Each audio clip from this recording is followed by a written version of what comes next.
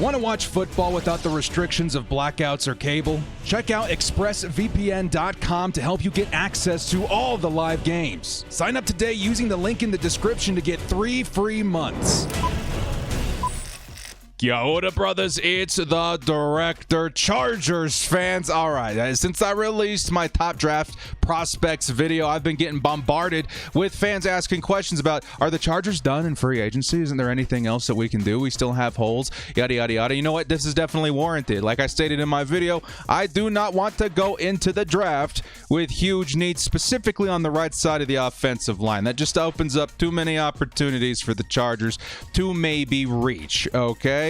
And these issues I still think could be resolved in free agency. Now, since that video was released, we've then discovered maybe more evidence about things going on behind the scenes than we initially knew about before, okay?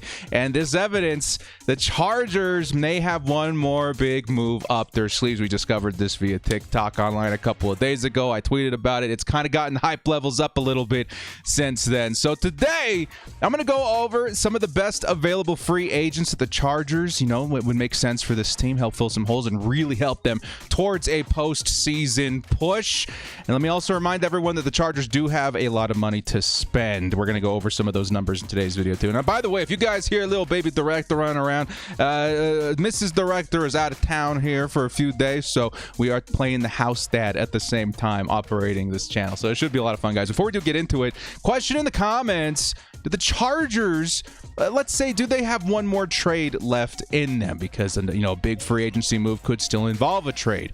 If that were the case, would you be willing to forego maybe, you know, a third-round pick, maybe some change to get a decent right tackle, right guard to help fill out these holes? And it's not going to be a big name because, you know, it's a third-round pick, but still it is something.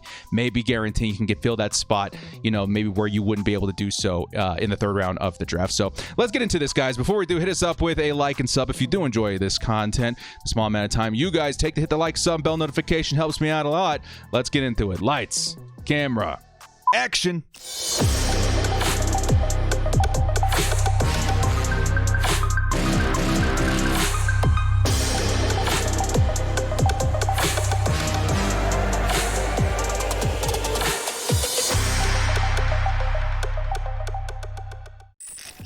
Do the Chargers have something going on behind the scenes? Maybe another big free agency splash coming around the corner. Now, this is coming in because, yes, there is some stuff circulating around the web. Maybe I had a little something to do with it circulating or whatever, but we posted this via Sean Merriman, legend of the game, legend of the Los Angeles Chargers. He's been answering some questions on TikTok. You guys definitely should give him a follow. He's very involved with the fans. He's being very involved this off season. I love seeing that sorts of stuff coming from the legends of the game, and at the same time he does offer a little bit of insight that maybe some of us do not have, not being as close to the team. Either way, let's take a listen to what Sean had to say.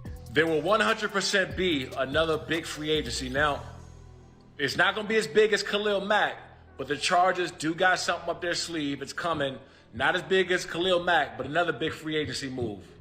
Okay, all right, everybody, let's all calm down a little bit. I'm feeling all the same things you guys are probably feeling right now if that's the first time you're seeing that video. And I hear you, Sean. I hear you, right? I got hyped. It makes a lot of sense. You know, I'm not quite 100% sure, you know, on you know, Sean and his sources, but this guy is super involved, again, with the team, with the fans, and if Sean says something might be around the corner, I'm more inclined to believe it. Very, very exciting. Again, make sure to check out his TikTok. He's got a lot of fun stuff going on, interacting with the fans now these days. So, but I do think that this is something that even before that TikTok dropped, that I was kind of thinking about, right? I was definitely like, the Chargers do have something going on behind the scenes that we don't know about, because we can't just leave that right tackle spot vacant. We can't leave that right guard spot vacant. Of course, there's players there, but it's definitely not a strength on this team right now. So a big reason that I'm thinking something's going on behind the scenes is that, you know, money talks, okay? Now, here's the thing I keep scratching my head about that's happened this offseason. The Chargers moved money. via this man's contract right here, Khalil Mack. Now, I felt it was maybe a little more, advantageous to move money off of Joey Bosa a little bit, but we did move money, right? And teams don't normally do that. Nobody does unless they have a plan on how to spend it more immediately in the near future. And if the Chargers were done at this point, I think that they pay the money owed to Khalil Mack this season and save future money for guys like Derwin James who need contract extensions. Okay, so the timing, in my opinion, definitely a little bit suspicious. If you need rainy day money, you could restructure Mack later. To me, this restructure did signal something coming in the immediate future that the Chargers are trying to address now, maybe even after the draft, to kind of see how free agency is looking. But at the same time, I think this does point all signs towards they're trying to do something right now. And this leaves the Chargers with a ton of cash, okay? I know that the Chargers have made some big moves. We have, right? But this doesn't mean that we're out of money at this point. And there's one guy that, recently I've been following on Twitter for the cap information. Of course, Daniel Popper, one of the best accounts to follow on the Twitter platform if you want to be informed of the Chargers, from top to bottom. He's been posting these spreadsheets, all right, about the Chargers cap space situation, and they've been pretty spot on, okay? The Chargers, per Daniel Popper right now, have $9.4 million to spend. And if you guys don't think that's a lot of money, it is a lot of money, especially at this point where you've already loaded up on stars, a lot of stars, okay? And this is the money, this is the total, the spending space, after setting aside money for rookies and in-season spending, okay? So we have more money than that technically, but this is the amount of money that the Chargers could spend risk-free, $9.4 million. And it doesn't stop there, technically. Like I said, the Chargers, if they wanted to, they could forego their in-season budget and add another $7 million to their spending total, bringing the total up to $16.4 million. You guys can see that down at the bottom, effective space, $16.4 million. That's technically what they could spend right now without touching any of their draft money. And I'm pretty cool with it. You know why? Because we're making a push, right? If we wanted to include that money into grabbing somebody right now, I'm fine with that. Because let's say if something does happen in the middle of the season and we're at a point where we're showing evidence of a strong postseason push, I would say just restructure Joey Bosa, right? You can use that as your acting, backup money for emergency spending in the season if you're really trying to make an all-in push in 2022. Okay?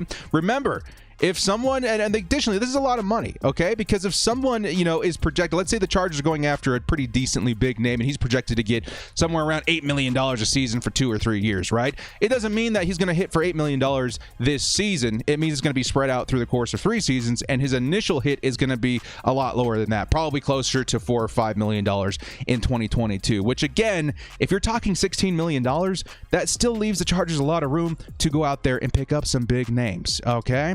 So before we move on, as a side note, the Chargers will have money to pay Derwin James. Okay, I have a lot of people asking about this. Like, what about Derwin? What about Derwin and the other stars? I think we're going to have money to pay Derwin and other stars for a while. Okay, and again, this comes via Justin Herbert's rookie contract. His payday is coming, and moves like this will not be possible after that, but it's not for a few years. So the Chargers do have some time to go out there and continue bolstering for this really big push we're seeing in this season, okay?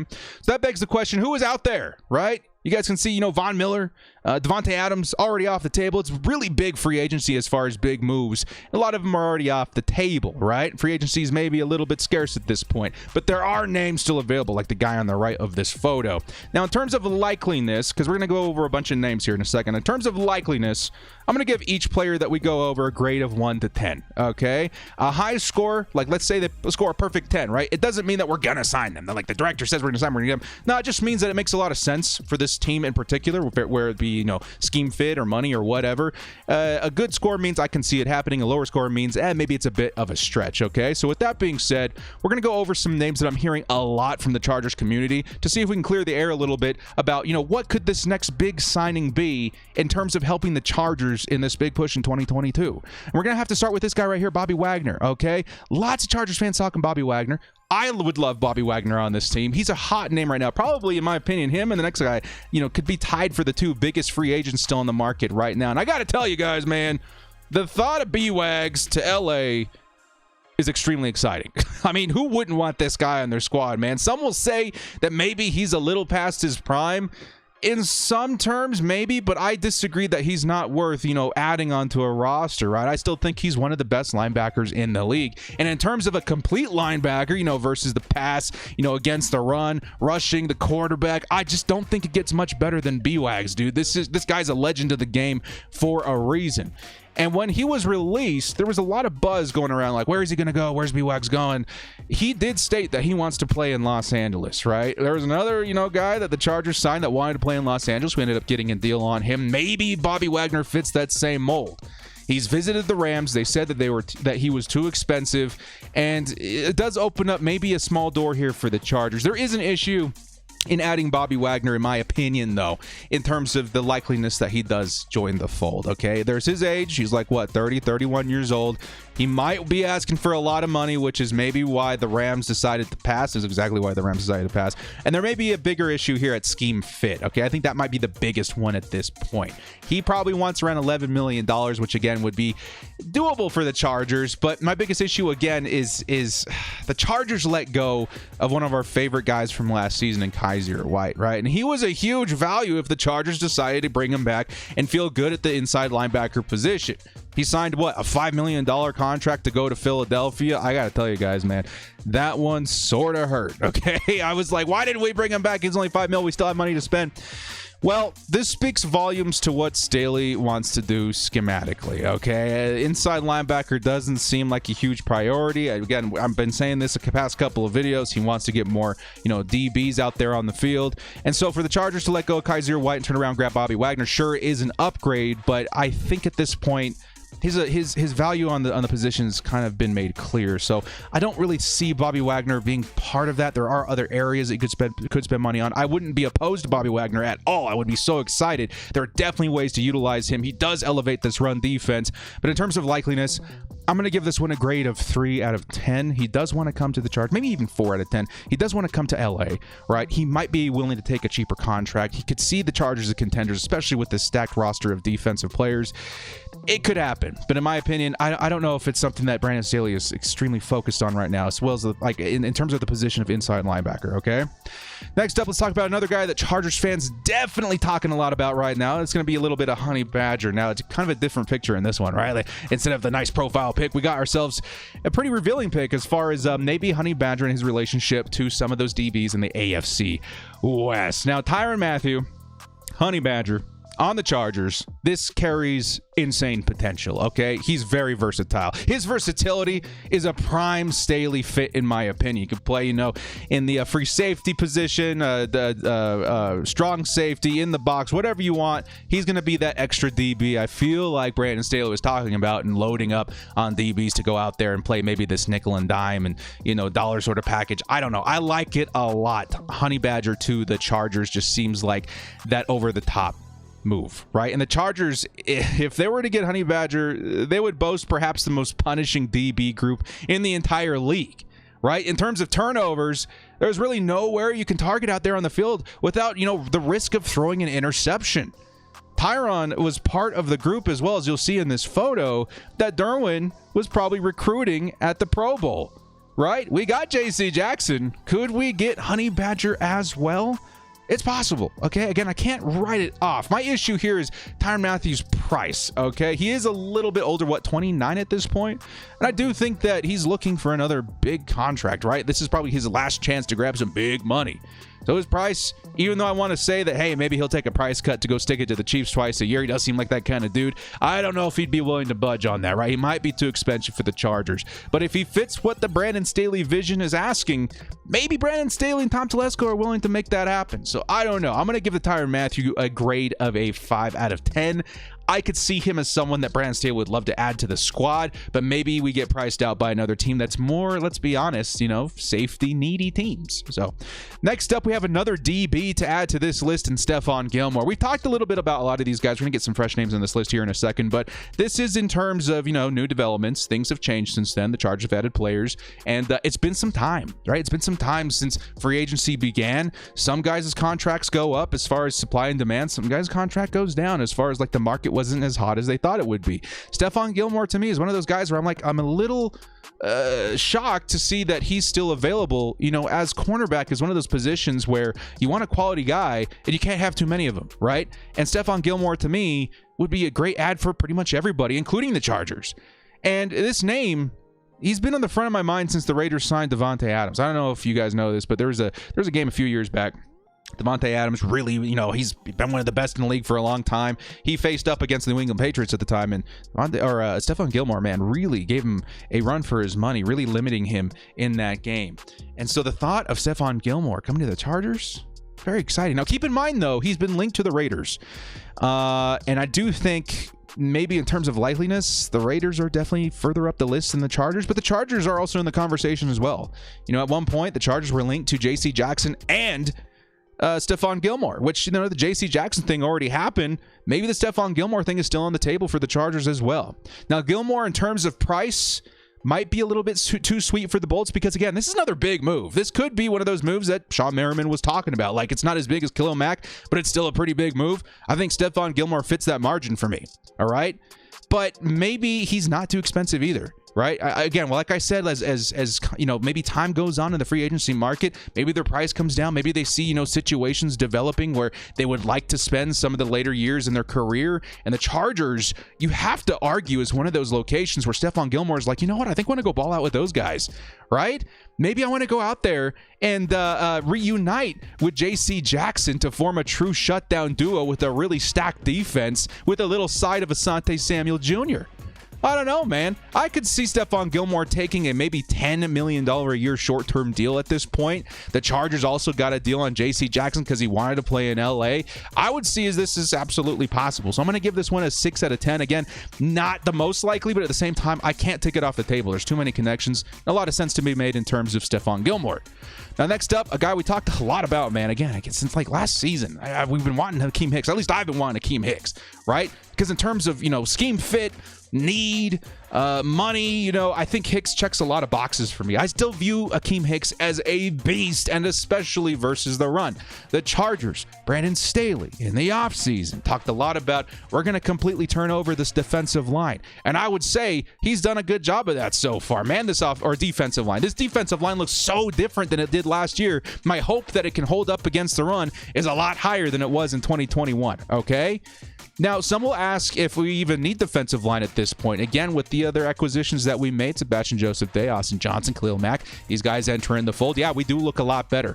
But I do view Hicks as another upgrade in defending the run, really solidifying that commitment to helping this team not get exposed up the middle. Okay? I view Hicks as a guy that you can rotate in with Jerry Tillery. Okay, we all know the feelings in Jerry Tillery. I was hoping for more. I think there's still a chance maybe with these new guys coming in on the defensive line. I don't think he's going to get cut. He's still on a rookie contract. But what you can do is bring in Hakeem Hicks to rotate in, especially when you're trying to defend the run, right? And Hicks alone, in my opinion, you know, you could just straight up replace Jerry Tillery with Hakeem Hicks. That's pretty good as far as upgrades, but he is a little bit older. Hakeem Hicks being 32 years old, so you could start rotating him in. Now, let me make this clear as well, guys. I think the Chargers got a great nose tackle in Sebastian Joseph Day.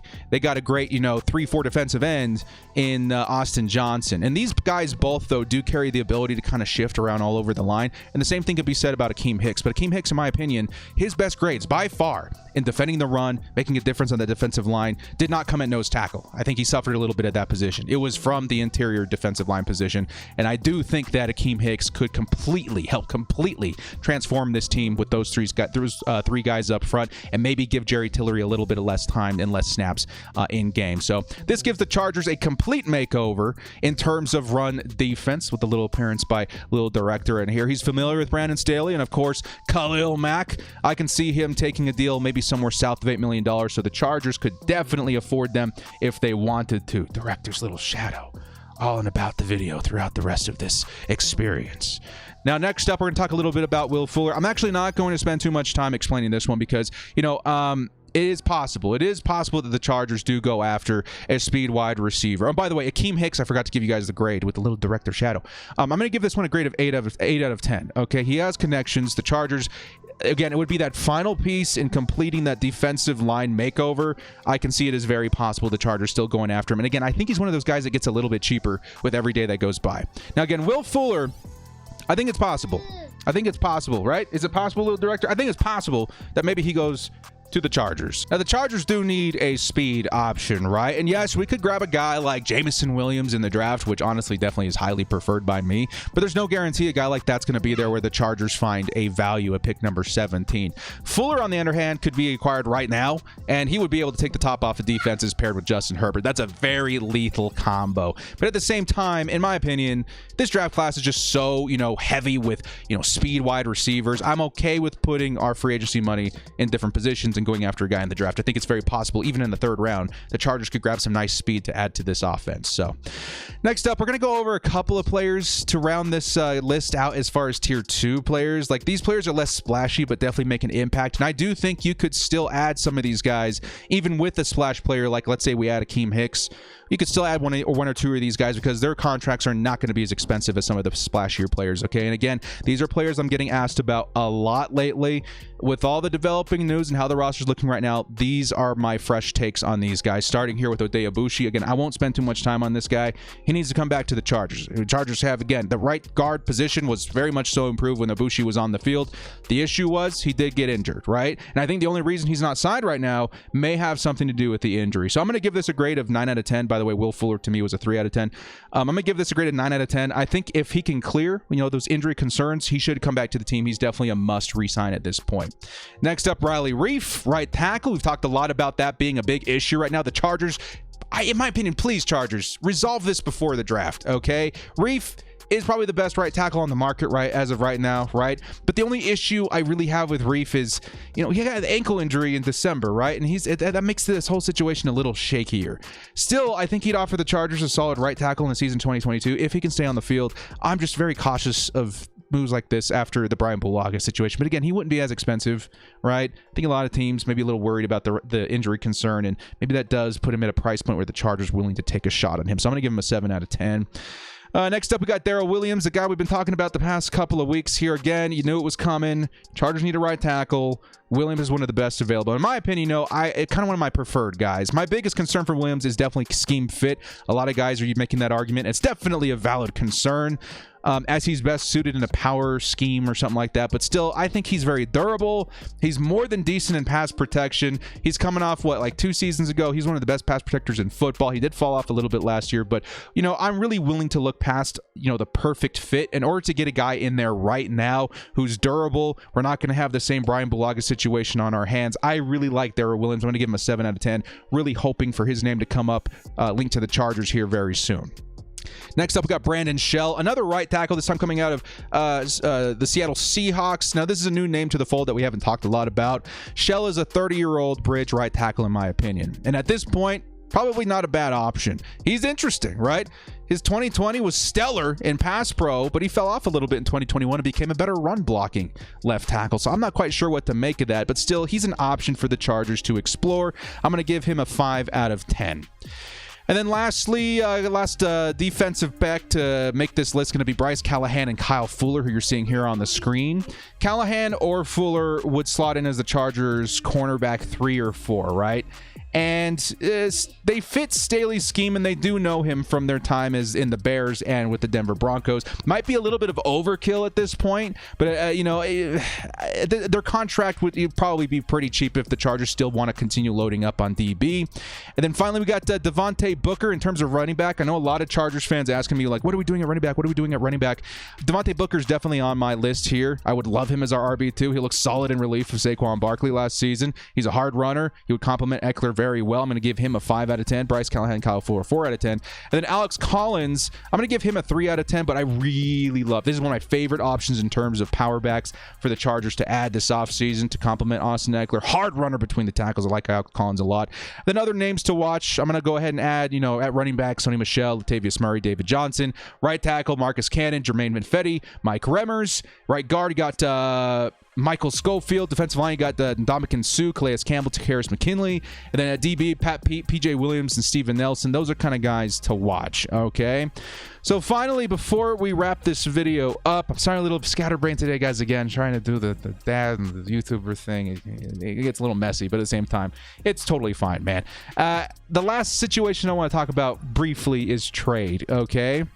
I think a trade is not out of the question. I think it's more likely in the draft. But Sean Merriman did mention that whatever's happening is not going to be as big as Mac, but it's big. Mac was traded, right?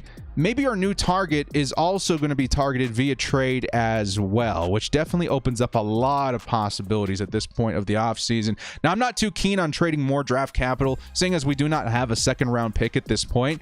But it sort of fuses the Rams mentality on how to use their draft picks with the Chargers. You know, you're going to want to add some pieces, keep that capital if you can, but also if you need to use them to fill holes, definitely don't be afraid to do so. And this really does fuse the mentality of Brandon Staley, Tom Telesco a little bit to me. So it sort of does make sense, right? And trades are extremely hard to predict. So I'm going to ask you guys this question in the comment section. Who are some guys you'd be willing to go after? We need a right tackle. We need a right guard. Maybe a little bit of help on linebacker, defensive line, another DB. Guys, let me know who would be a difference maker. Somebody that you would be willing to trade more draft capital for to go after. Again, at the top of the show, I said, you know, would you be willing to trade a third and maybe some change to get a decent right tackle this season? I think I'd be about it. I think, you know, the chances you find a guy in the draft that's maybe as safe as someone you can trade for, I think I go for the trade scenario in that situation. So my bottom line here in this video, guys, it's really hard to predict what the Chargers are going to do, okay? But I do feel that they're up to something, right? We got needs, we got money, and we moved money around to make something happen. We're very close to a complete roster that will only get bolstered during the draft. If we play our cards right, we're in the conversation for a run of the Super Bowl. So I think the Chargers are going to do something. I think there's a lot of validity to be found in the Sean Merriman take that we've seen on Twitter and on TikTok. I think something is in the works, and I'm very excited to try and dig a little deeper to see if we can find any more connections to the Chargers as to what they're going to do. Maybe it's like the Khalil Mack trade. Not a lot of people were on the Khalil Mack trade. We did mention it quite a few times here on this channel because it just made sense to me. But at the time, I was like, it's not very Chargers to go after a guy like that. We've broken that mold. That tendency, you know, it's broken. The Chargers can do whatever they want. So a trade is definitely on the table for me too. So you guys let me know in the comment section what your thoughts are on this situation. Well, guys, thank you so much for joining me. This has been the Director and the Little Director. We'll see you next time. And as always, bolt up, stay frosty, and hit that like and sub on the way out if you did enjoy this content.